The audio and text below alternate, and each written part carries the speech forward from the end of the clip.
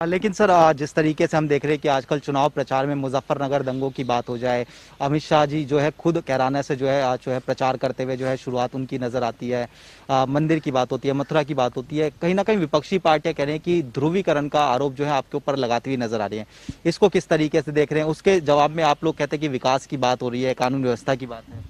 देखिए, इस पूरे विषय को लेकर के समाजवादी पार्टी अखिलेश यादव की सरकार के हाथ कहीं ना कहीं रंगे हुए हैं और इस पूरे विषय पर वो कटघरे में खड़े होते हैं। इस देश के इतिहास में क्या हिंदुस्तान भूल सकता है कि राम भक्तों पर किस प्रकार से गोलियां चलाई गई थी? और इस बात की शुरुआत, इस नैरेटिव की शुरुआत किसने की?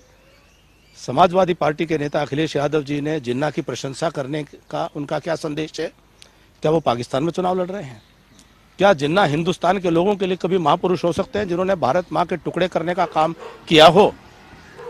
ये मजहब के आधार पर देश को विभाजन करने की मांग कोई भारत के लोगों ने नहीं की थी, ये जिन्ना ने की थी।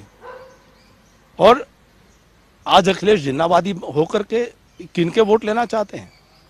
क्या वो शंका और शक कर रहे हैं भारत के मुसलमानों की राष्ट्र प्रेम के ऊपर कि उनको जिन्ना की प्रशंसा करनी पड़ रही है? जिन्ना का साथ देना होता तो ये लोग 1947 में चले जाते, लेकिन उन्होंने तय किया कि हिंदुस्तान में रहेंगे, तो इसलिए जिन्ना की प्रशंसा करने का मतलब ये हुआ कि कोई ऐसे राष्ट्र विरोधी तत्व हैं जिनको लेकर के अखिलेश यादव वह सांप्रदायिकता की राजनीति करने निकले हैं और पाकिस्तान का समर्थन करने की बात करना। तो क्या अखिलेश यादव पाकिस्तान में चुनाव लड़ रहे हैं?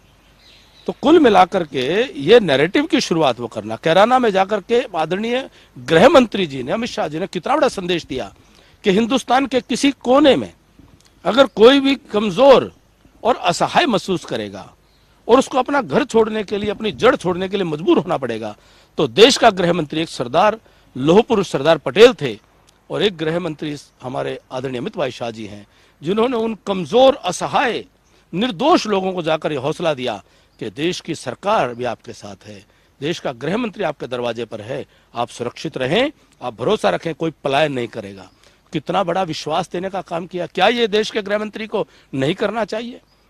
और अगर कोई इतिहास के अंदर कोई बहुत बड़ा कांड हुआ है जिसमें अखिलेश यादव और आजम खान ने जो पश्चिम उत्तर प्रदेश के लोगों पर जुल्म किए थे, झूठे मुकदमे दायर किए थे, 7,000 के करीब झूठे मुकदमे, नौजवानों को गांव छोड़ करके साल भर तक जान बचाने के लिए पीछे उनको घर से भागना पड़ा था, कितने ही लोग मारे गए थे। उस वक्त क्या चल रहा था? एक दिन तक मुजफ्फरनगर में एसपी और डीसी से खाली जिला था, आतंक मचाया गया था। और उनके अपराधियों को, उनके दोषियों को अगर अखिलेश यादव जी टिकट देते हैं, सम्मानित करते हैं, तो वो क्या संदेश दे रहे हैं? तो क्या ये लोकतंत्र में, क्या इस प्रकार की बातों की निंदा करना, भर्त्सना करना, क्या ये गलत है? इनको जनता से माफी मांगनी चाहिए। अखिलेश यादव को आजम खान की सूबेदारी में पश्चिम को जलाने का जो पाप हुआ है, इस बात के लिए जयंत चौधरी जी को माफी मंगवानी चाहिए उनसे। आज तक ये उन्होंने आकर के माफी नहीं मांगी है। सर जयंत चौधरी की बात करें तो तमाम लोग जो है उनके बारे में बात कर रहे हैं, वो खुद ट्वीट करके कह रहे हैं कि तमाम बड़े नेता मेरे बारे में बातचीत कर रहे हैं, मैं कहीं ना कहीं अच्छा ही कर रहूंगा। तो ये कहीं ना कहीं भारतीय जनता पार्टी के लिए खतरे की जो है चीज है, या फिर किस तरीके से आप इसको देख रहे हैं?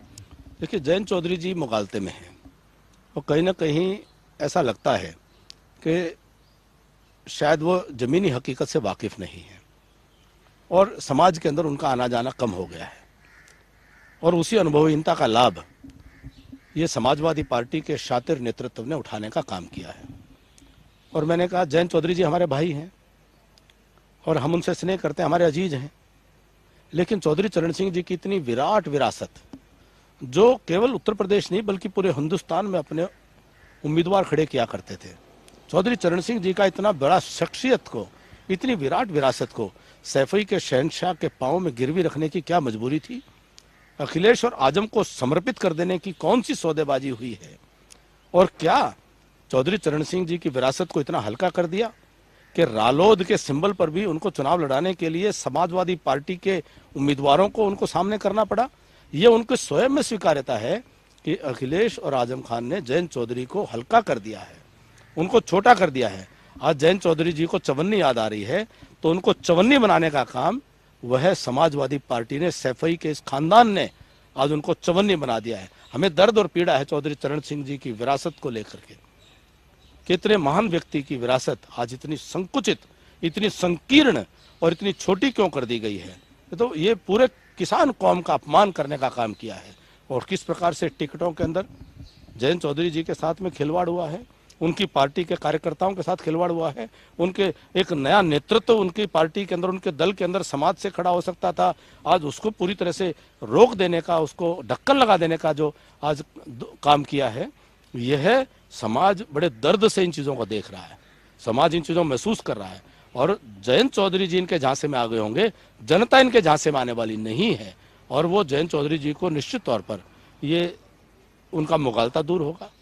चुनाव के परिणाम आने के बाद उनको समझ में आएगा कि ये बेमेल मामला है, ये नहीं मिल करके ऐसे, ये जमीन पर इसका मेल नहीं संभव है, और वो इसका खामियाजा भुगतेंगे तो पुनर्विचार करेंगे और शायद इस सबक लेकर के भविष्य में गलत संगत में दोबारा नहीं जाएंगे।